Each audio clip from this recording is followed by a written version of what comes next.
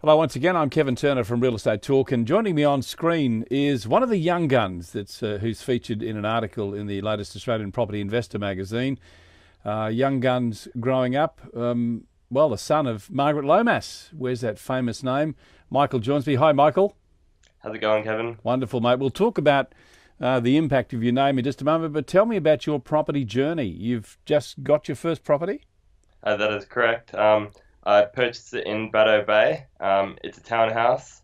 Um, Then, I'm quite happy with it for a first property. yeah. It looks like it's in a good area, close to the shopping centre, close to the beach. A lot of sporting fields and such nearby. So I think it would be a great place to raise a family. Did you find that, or did Margaret help you with that one? Uh, we pretty much worked together. When I decided that it was time for me to buy a property, we were just on the lookout for anything that presented itself. And I believe that, yeah, a true property will present itself when it's time, if that Yeah. makes sense. How much time and effort did you put into finding that one, Michael? It was probably like 2.5 months of just casually searching, and then every now and again, a property would come up. We'd look at it, and there'd be a reason that we wouldn't go for it. Too Mm. expensive or something wrong with the property, and then just the right property came along, I guess. What were the main criteria about this one that you found that you really liked? The main criteria I found would be obviously the area. It needed to be nearby because the original intention for me was to move in as my first property to live in, but then plans changed and it just became an investment property Mm. eventually. Do you think that's a Uh, mistake that a lot of people make, is that they tend to look for something that they like as opposed to what's being a good investment? Yeah, I guess it really depends what you're looking for. If you're looking for a house, then you go for what you like, and then if you're looking for an investment, it has to be something that will perform well through growth and yield, I guess.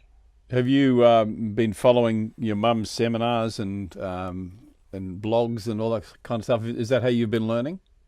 Well, I think I've learned a lot through watching my mother's show. Actually, one of my past jobs was I had to write tags into all her Your Money or Call episodes and all her Property Success with Margaret Lomas episodes. So when you're watching hours and hours of property television, you pick up a thing or two, I think. You tend to absorb it. Tell me, Yeah. being the son of Margaret Lomas, has that given you a lot of pressure? Um, Not pressure, no. Our parents have always been pretty good with that, never pressuring us into doing anything that we don't want to. They let us make our own way in this world, and they'll help us with advice whenever we ask for it. Yeah. And it's good because my parents are quite a wealth of knowledge when it comes to property, especially. Absolutely. And I noticed in reading the article too that you mentioned in there that your mum was fairly strict in bringing you up. What are the lessons you've learnt, some of the values you've picked up from that, Michael? I think one of the more important lessons I've learned from my parents would be the value of money. As we were growing up, we weren't bought much. If we wanted to buy ourselves something like clothes or um, a video game console, we had to save up our money, and buy it ourselves. Mm. And it made you value the possessions you had more, and it just gave us a full value for money. Yeah. Have you sat down with your mum and done a plan as to how many properties you would like to buy in the future? Um, I haven't sat down and done a full-on plan. I think things can change, and things are always changing. I've got a number in my head to start off with, but I'm sure that if I ever achieve that goal, then the number will just be higher and higher. Yeah. In other words, it's just one of those things. So is it a goal or an ambition? Are you willing to share that with us?